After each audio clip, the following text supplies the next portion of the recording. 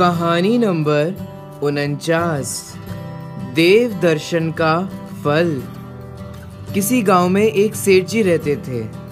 वे अपने धंधे और दुकानदारी में इतने फंसे रहते कि कभी ना तो मंदिर जाते और ना कभी भगवान के दर्शन करते।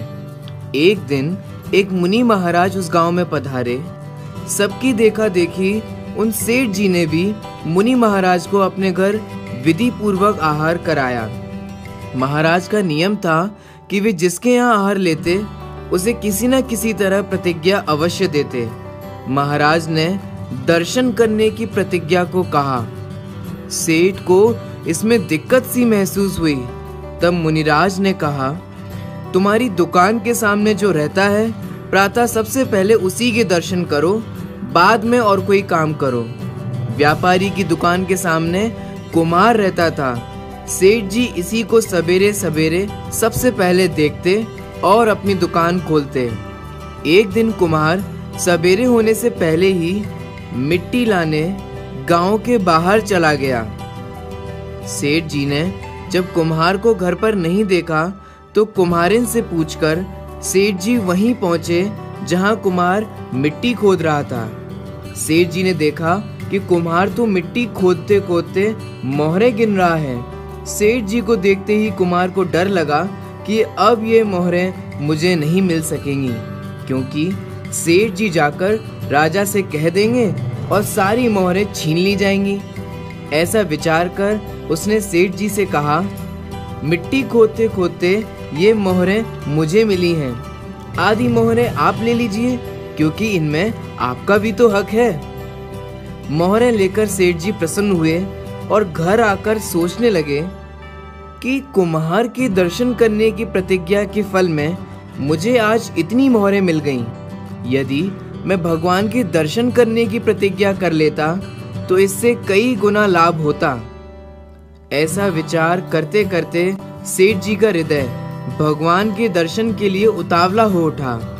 इसके बाद तो प्रतिदिन नियम से सेठ जी जिनेंद्र भगवान के दर्शन करने लगे।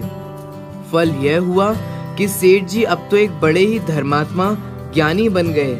वे प्रतिदिन षट आवश्यक का विधिवत पालन करने लगे। इस कहानी से हमें क्या सीख मिलती है, आइए जानते हैं। यहाँ यह विचार करने योग्य बात है कि उन सेठ जी ने एक छोटी सी प्रतिज्ञा लेकर उसकी पूरी तरह निर्वाह किया और प्रतिज्ञा पालन करने में भी मुनिराज की बात मानने का परिणाम मुख्य था।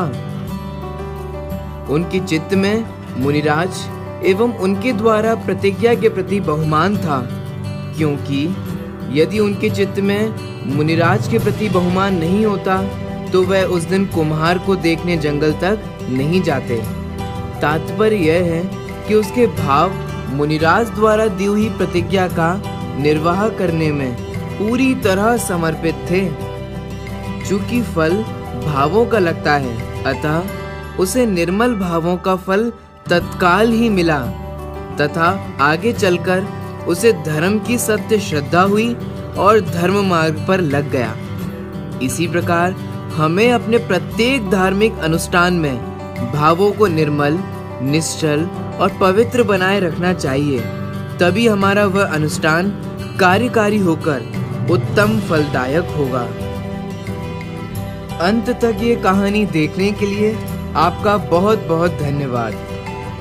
आपको ये कहानी कैसी लगी ये हमें कमेंट करके बताएं। अगर आपको ये कहानी अच्छी लगी हो तो इसे लाइक करें और इसे अन्य लोगों के साथ शेयर अवश्य करें।